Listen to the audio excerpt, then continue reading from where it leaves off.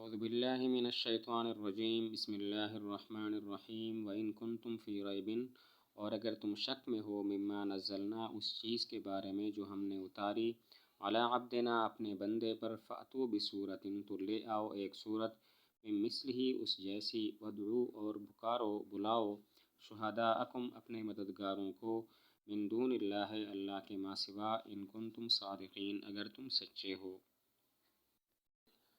یہاں سے کفار کو جو قرآن کے منکر تھے چیلنج کیا گیا ہے کہ اگر تمہیں شک ہے کہ یہ اللہ کا کلام ہے کہ نہیں ہے تو پھر اس جیسی ایک صورت لا کے دکھاؤ۔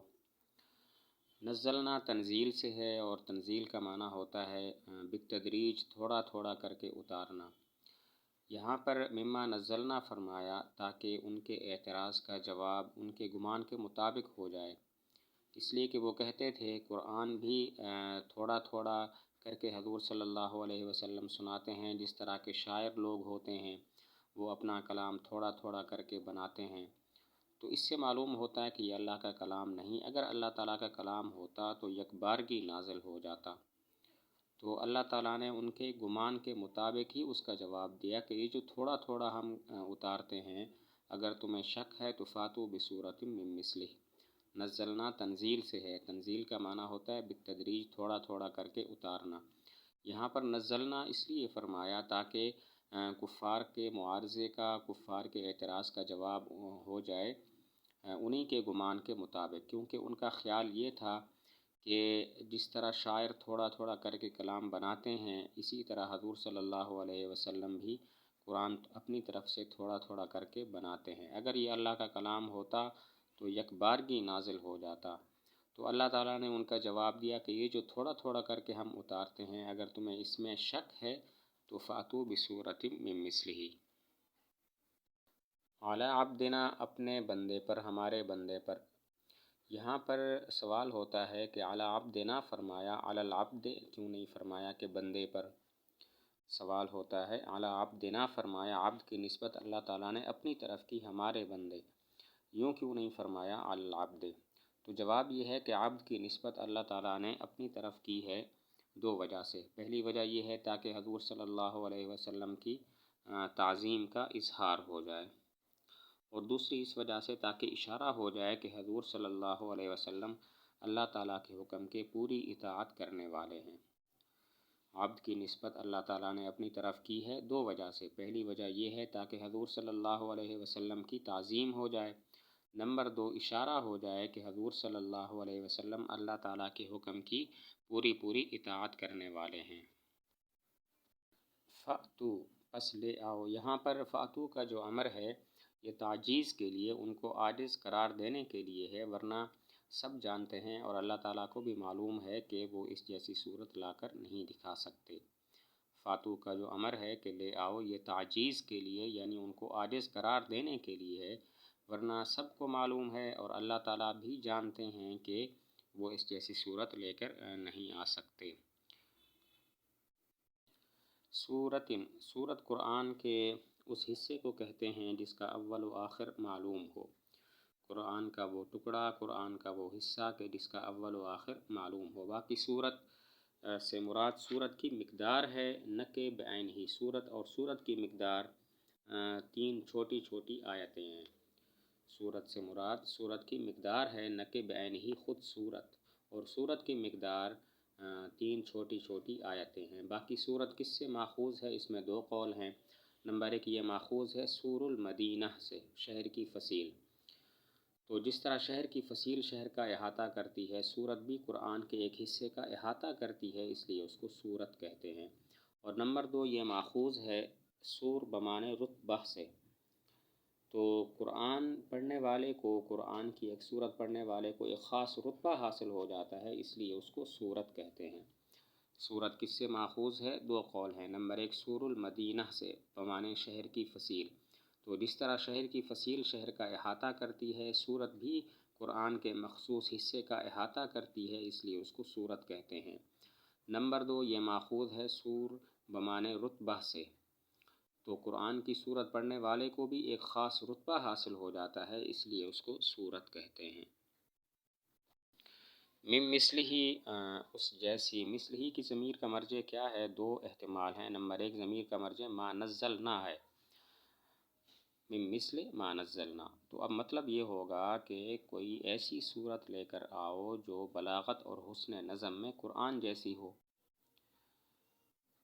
اور دوسرا احتمال یہ ہے کہ مثل ہی کی ضمیر کا مرجع عبدنا ہے۔ اب مطلب یہ ہو جائے گا کہ کوئی ایسی صورت لے کر آؤ جو حضور صلی اللہ علیہ وسلم جیسے امی شخص کی بنائی ہوئی ہو۔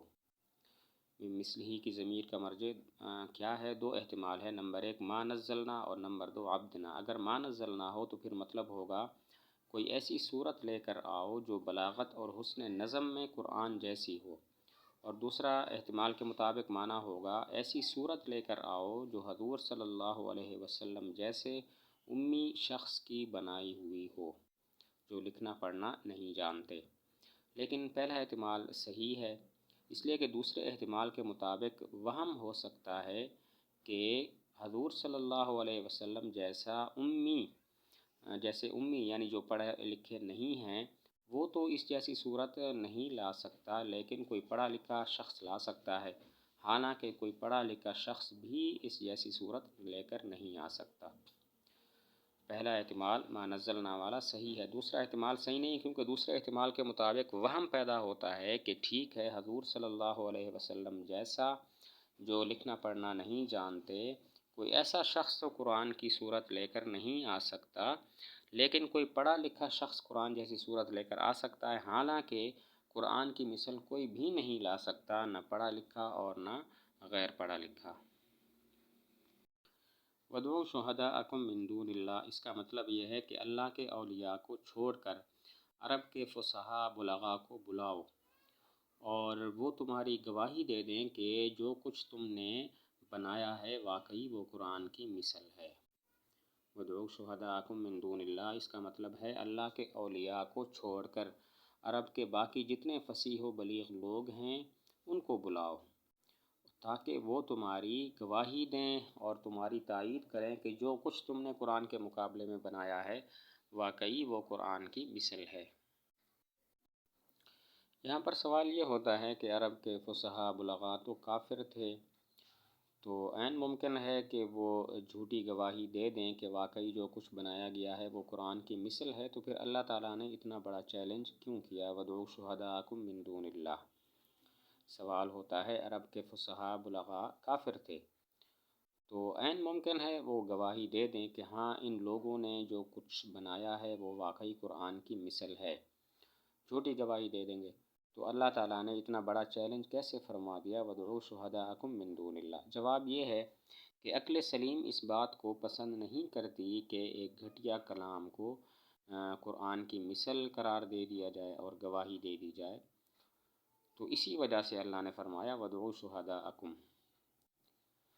جواب یہ ہے کہ عقل سلیم، فصحاء بلغاء عقل سلیم رکھتے تھے، عقل سلیم اس بات کو پسند نہیں کرتی کہ ایک گھٹیا کلام کو قرآن کی مثل قرار دے دیا جائے، اسی وجہ سے اللہ تعالیٰ نے وَادْعُوا شُهَدَاءَكُم کا چیلنج فرمایا۔ وہ ایسا نہیں کر سکتے تھے، یہ تو ایسا ہے جیسے کہ وہ آسمان کو کہے یہ زمین ہے،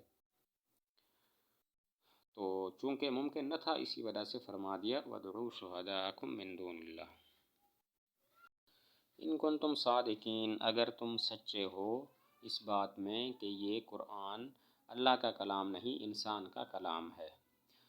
ان کنتم صادقین، اگر تم سچے ہو، کس بات میں سچے ہو؟ اس بات میں کہ یہ قرآن اللہ کا کلام نہیں ہے، انسان کا کلام ہے۔ باقی ان کنتم صادقین شرط ہے، اس کی جزا محذوف ہے جو کہ فاتو بصورت من مثل ہی ہے، اس جزا کو حذف کر دیا کیونکہ پچھلا کلام اس پر دلالت کرتا ہے۔ ان کنتم صادقین شرط ہے، اس کی جزا محذوف ہے، فاتو بصورت من مثل ہی، اس جزا کو حذف کر دیا گیا کیونکہ پچھلا کلام اس پر دلالت کرتا ہے۔